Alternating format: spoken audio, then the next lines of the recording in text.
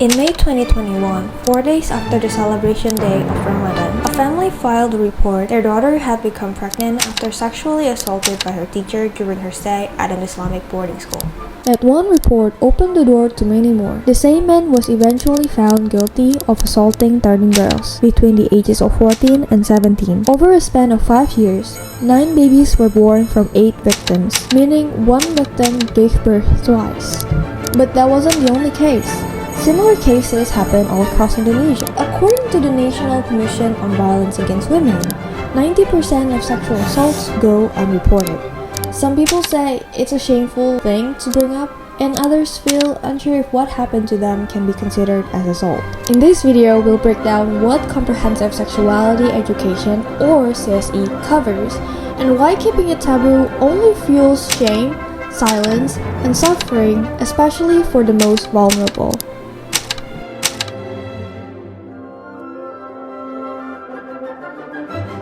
Talking about sexuality still feels awkward. Even just saying the proper name for our reproductive organs can get us a side eye from people. But I think it shouldn't be that way. I remember when I was a kid, I learned the word penis for the first time after watching a show on Discovery Channel. Because I was so proud of myself, I kept repeating the word to my papa. And he was pretty shocked about it.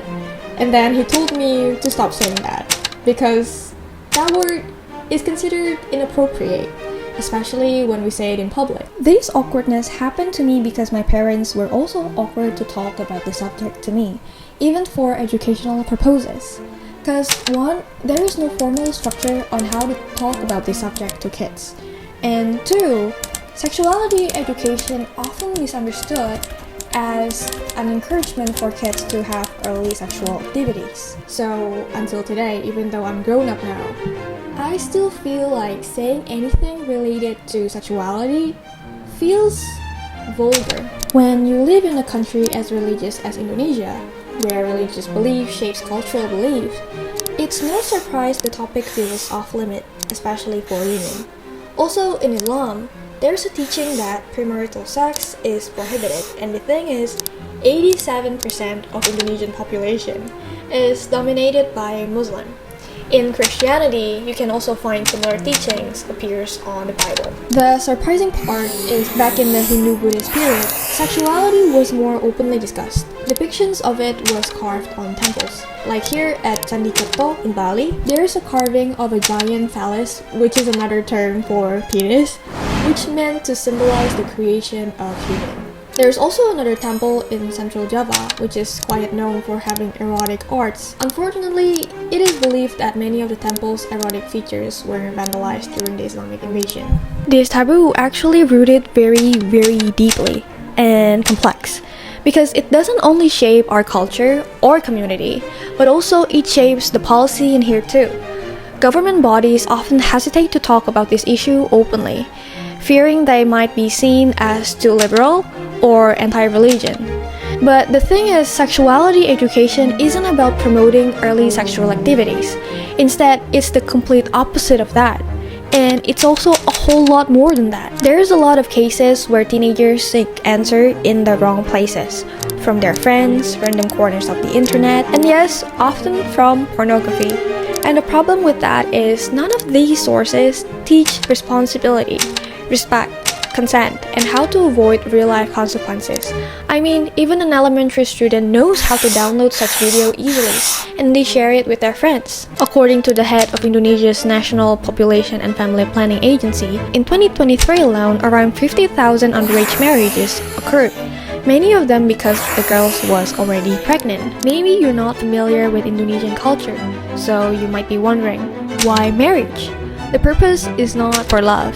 It's damage control. Most of the time, it's the parents who negotiate the marriage on their kids' behalf, and that's if they decide to keep the baby, since most of the times abortion is not a real option. But the thing is that these consequences could be prevented if young people understood how pregnancy happens and what contraceptive options there are. Many of these life-altering outcomes could be avoided. You'd be surprised when I was reading the research paper.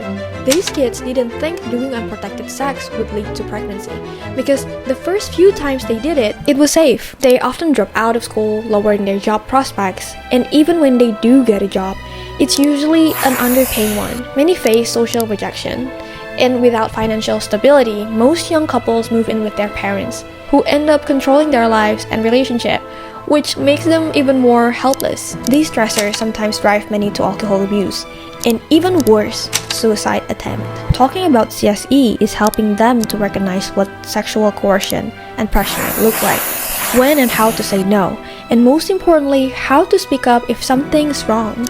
Because the truth is, a lot of teens still aren't sure what counts as abuse. Is being touched on my thigh count as an abuse? Is it an abuse if suddenly I got kissed on the cheek by a man I'm not close with? Or am I overreacting? And even when they do realize something bad has happened, they often don't know who they can trust or where to go for help. Learning about sexuality education can help reduce this risk. In the Netherlands, kids learn about sexuality education from the age of 4.